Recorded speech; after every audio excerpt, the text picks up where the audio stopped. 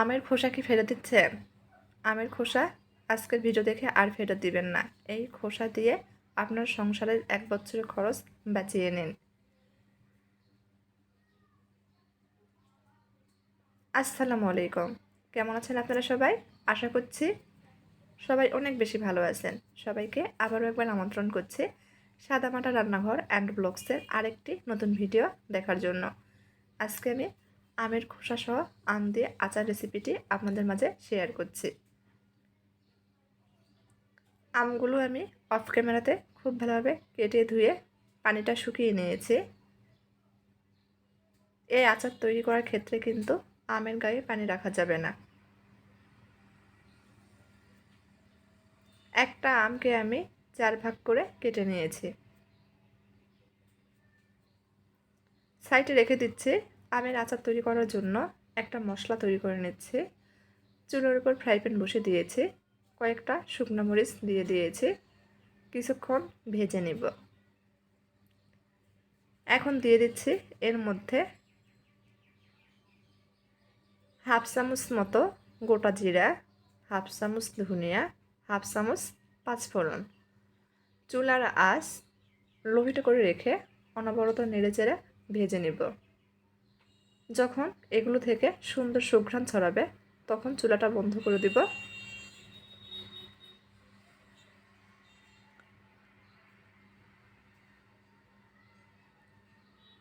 অবশ্যই কিন্তু চুলার আঁচ লো হিটে করে রেখেই ভেজে নিতে হবে।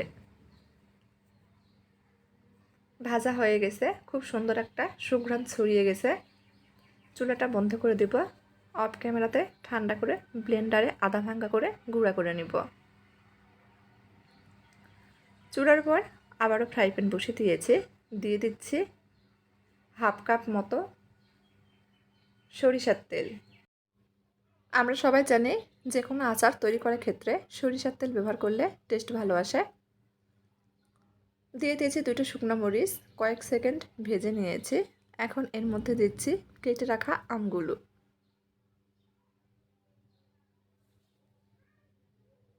নেড়েচেড়ে মিশিয়ে নেব।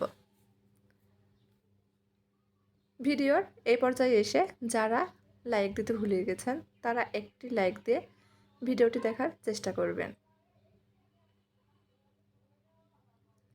মিশানো হয়ে গেলে এখানে দিয়ে দিচ্ছি 1.5 কাপ মতো চিনি। নেড়েচেড়ে মিশিয়ে নিব। কোনো প্রকার পানি ব্যবহার করছি না।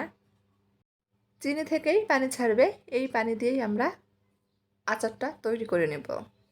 আজকে আমি আচার তৈরি করার ক্ষেত্রে কোনো প্রকার গুড় ব্যবহার করিনি, তারপরে কিন্তু অনেক সুন্দর কালার চলে এসেছে।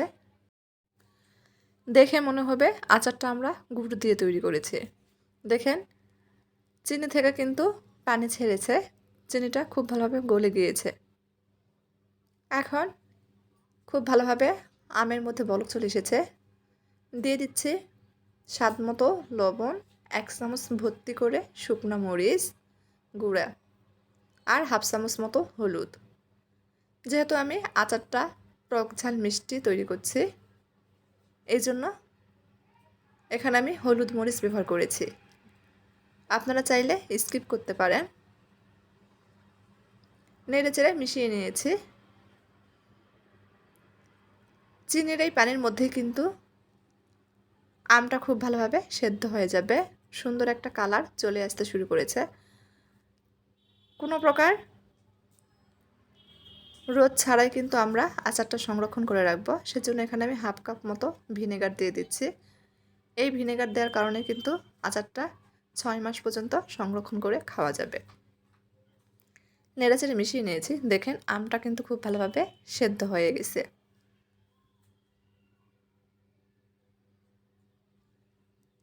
আর খুব সুন্দর একটা কালার চলে এসেছে। পানিটাও অনেকটাই টেনে গিয়েছে।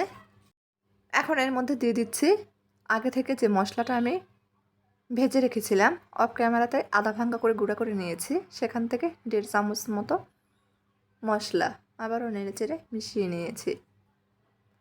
দেখেন আমের পানিটা অনেকটাই কিন্তু টেনে গেছে, তেল ছেড়ে দিতে শুরু করেছে। আমি আর মিনিট খানেক মতো রান্না করে নেব। যখন আম থেকে তেল পুরোপুরি ছেড়ে দিবে, এই অবস্থায় আমি চুলাটা বন্ধ করে দেব। খোসাসহ আমের এই আচারটা একবার ভিডিও দেখে এভাবে তৈরি করে দেখবেন। তৈরি করতে কিন্তু খুবই কম সময় লাগে, 10 মিনিটেই তৈরি করা যায়। খেতেও কিন্তু অসাধারণ হয়ে থাকে।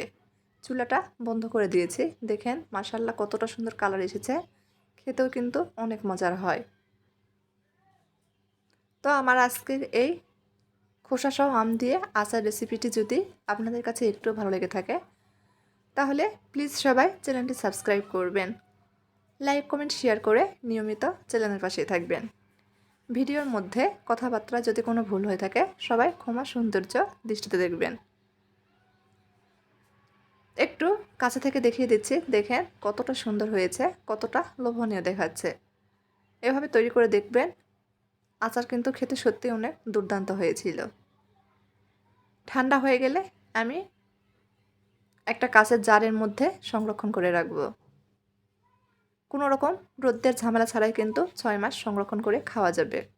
তবে একটা জিনিস লক্ষ্য রাখবেন, আচার তৈরির সময় কোনো প্রকার পানি ব্যবহার করা যাবে না। তো আজকের মতো এই পর্যন্তই। সবাই ভালো থাকবেন। আল্লাহ হাফেজ।